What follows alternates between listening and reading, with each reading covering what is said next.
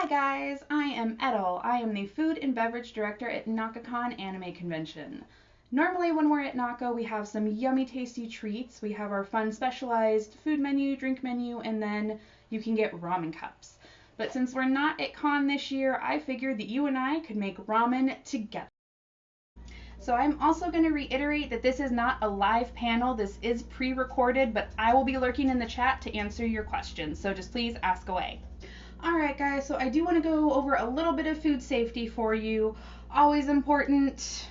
I'm not saying you're going to make yourself sick if you don't, but never hurts to be a little safe, especially when it's a panorama outside. So first and foremost is going to be to wash and dry our produce. You don't have to wash the garlic. I mean, you can rinse it if you want to, but green onions, I'm going to use bean sprouts, any other aromatics that you want to use. Please make sure to wash and dry everything before you cut it and put it in anything. Of course, wash your hands if you have gloves. Definitely wear gloves. I normally do, but I ran out and I didn't feel like going outside.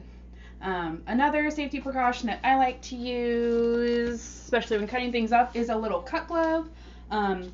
This is the one that I used when I worked at Whole Foods Market, and they didn't make me give it back, so I kept it. What you gonna do? Another thing good to have just in case is some sort of food thermometer.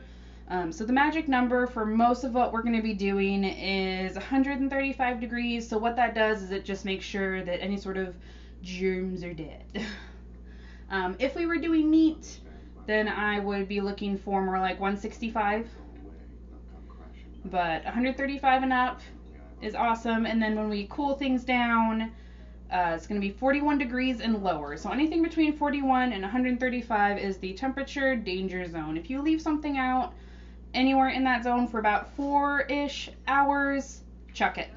Because after 4 hours, the bacteria and all the other foodstuffs just get really gross, and it's much harder to kill all the germs safely. So just make sure to sort of temp things as you go, and then also label and date your stuff and things. So obviously we're making some things ahead. We're making a batch that's going to make about 4 servings.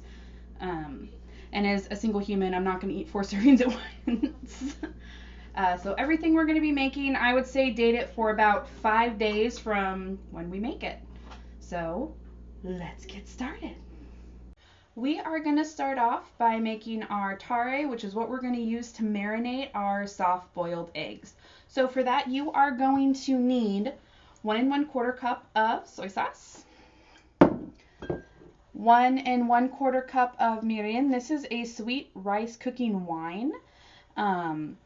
You should find this at most Asian stores, but if you don't have one, you might be able to find it in a bottle similar to this. Since this is alcoholic, it might be more difficult to find, but I found this at Price Chopper.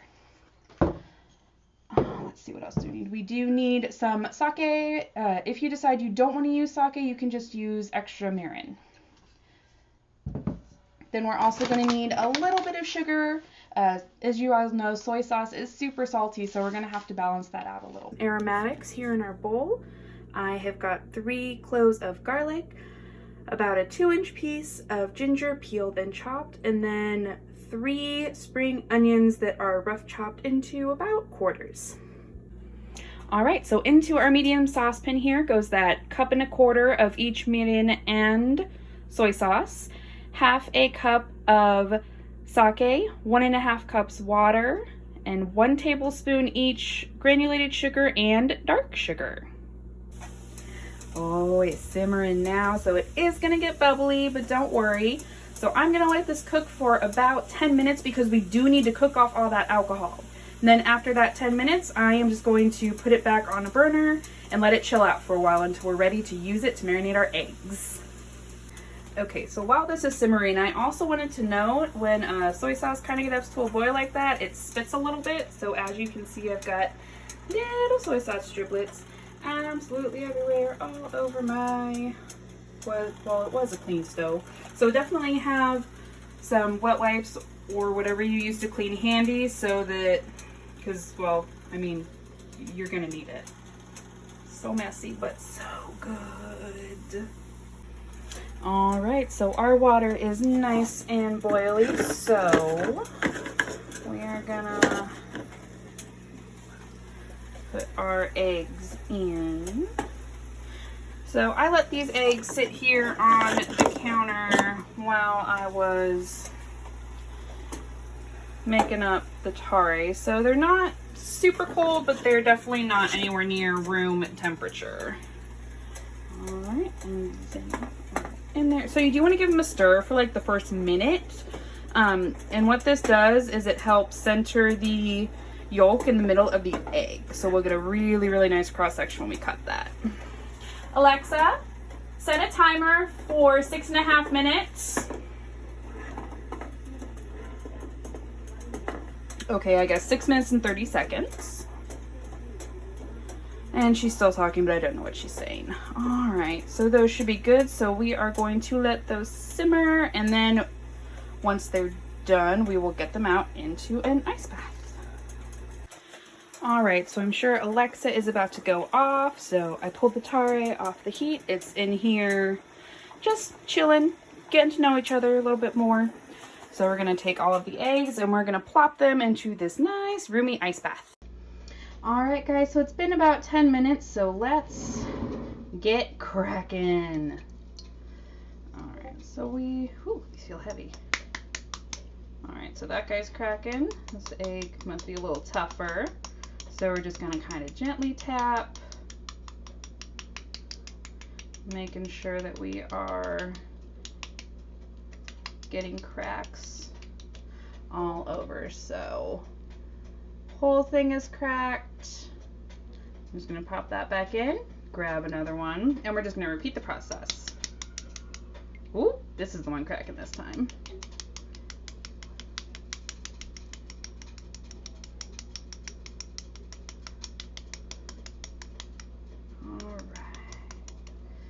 Good.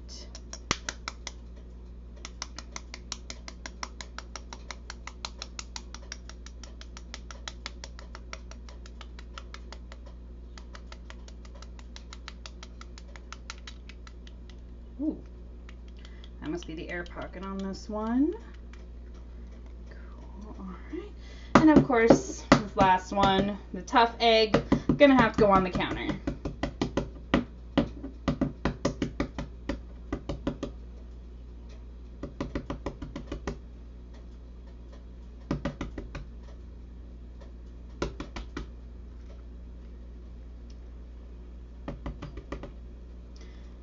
All right, so back into the water bath they go for about another 10 to 15 minutes to help loosen up those shells.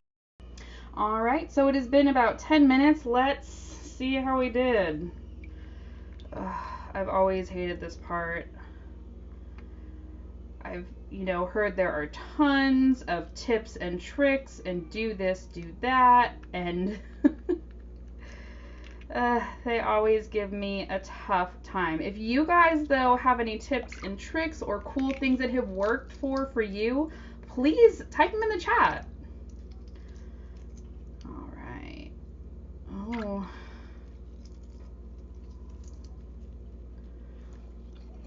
A little more water in there, that might help.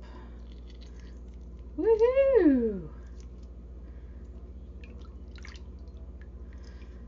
I'm doing better than I normally do, so we are going to call that a win. Or at least I'll give myself a point. Ah. Yeah. I mean, the ramen will still taste good, even if the egg isn't pretty, but I would rather have a nice, pretty egg. Oh. I'm always afraid to just slip it off the end. All right, hey, look at that. Ooh, it feels nice, little squishy. It should just be cooked just right. You know what would help would be a bowl. Or I think I'm gonna marinate them in this little guy. So I've got like a to-go lunch container type thing, then I'm just going to pop them in. There's number 1. Okay, this looks like a good spot to start on this guy.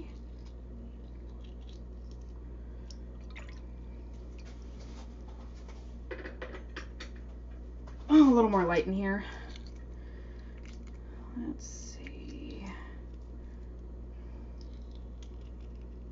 Oh, that's a big piece. There we go. Look at that. Awesome sauce. Little rinsey rinse. Alright. So the best place that I think to start peeling is on one of the ends there's going to be an air pocket. And that's generally the best place to dig in and start. It's generally the fatter end of the egg.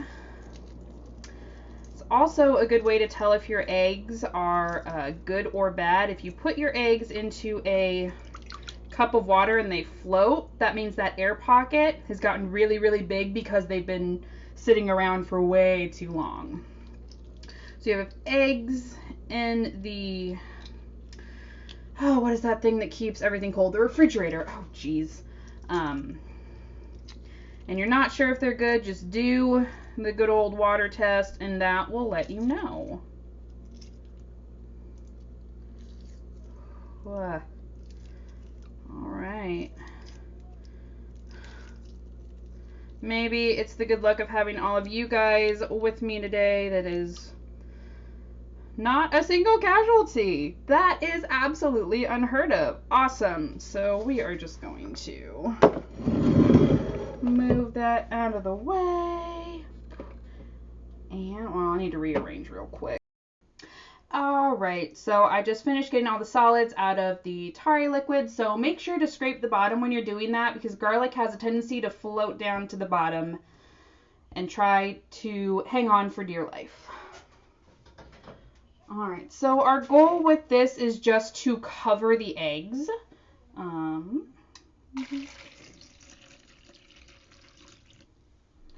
That is plenty. We're just going to set that right there. So I like to marinate mine for about 24 hours, so I'm going to put them in the fridge, and in the morning I'm going to give them a little flip to make sure all of the sides get nice and marinated, and it'll take on this nice deep soy saucy color. And then after that, we will just add the rest of this liquid back in with the rest of our tare because it'll still be good. It won't be spent or anything. Go ahead and get that into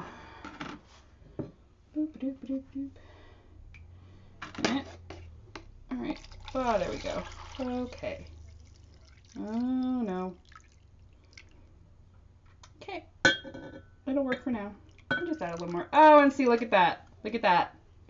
Look at that garlic. No, you see, there it is. Hiding. Rude.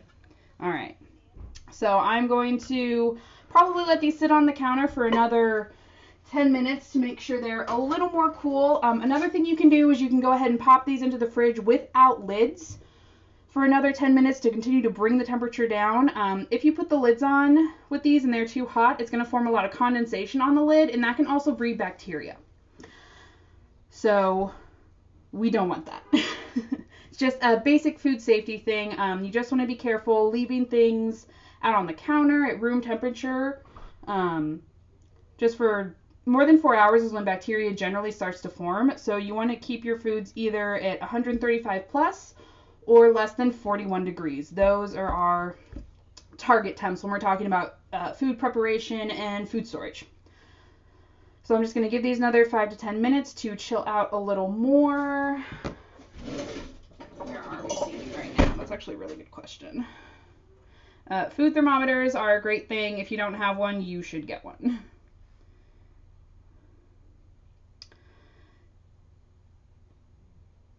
Oh, that's still pretty, yeah, I'm gonna have to pop this in the fridge. It's temping 122, so technically in the temperature danger zone, if you've ever had any food preparation training. So yeah, this is a little cooler because it's a smaller batch. So I'm going to pop these in the fridge for probably about 5 to 10 minutes to bring the temperature down a little more, and then I will pop the lids on and leave them there to marinate and get extra delicious.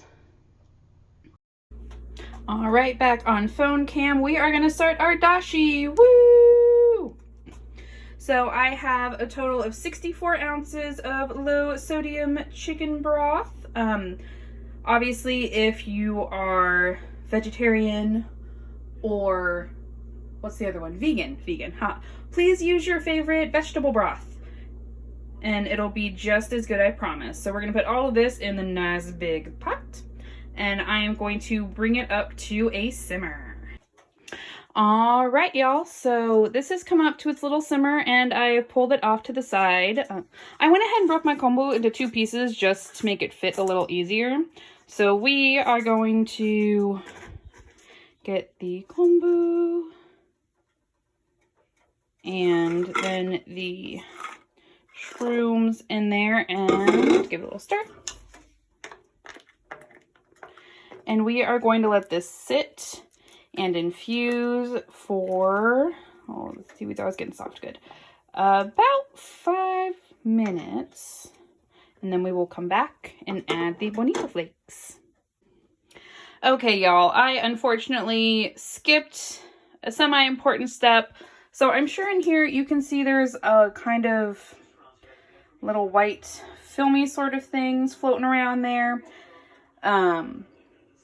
I should have actually rinsed and dried off my kombu like I've said several times and I didn't do it. So I have Nessie here to help me just sort of skim as much off as I can. So please, you know, do as I say, not as I do, or Nessie will come for you. Nessie. And wash. Give your kombu a quick rinse and then pat it dry before you put it in your stock. Okay, kids, it has been 5 minutes. I didn't get a lot of the stuff strained off the top, but I got some big chunks. So I'm just going to go ahead and add in my bonito flakes. Then I am going to, after I remove all the solids, strain this into some cheesecloth to try and get a bunch of the yuckies out. So in with bonito flakes, a nice little bit of fishiness in there. So by staggering this, what we're doing is we're layering our flavors, which helps give it that nice depth and roundedness in the flavors. So with those bonito flakes in there, I'm going to let it steep for another 5 minutes, and then I am going to strain it all out. Here is our dashi all strained. You can see it's perfectly clear. There's no bits or particles in there. So now we are going to let it cool down, pop it in a Tupperware and get it in the fridge so that it can chill overnight. And then tomorrow we will be making our ramen. Good morning.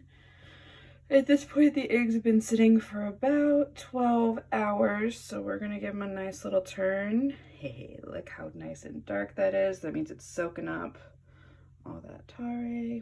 Hey, excuse you. So, it is like 6:30 in the morning, so they've been marinating for exactly 12 hours. So, we're gonna pop them back in the fridge.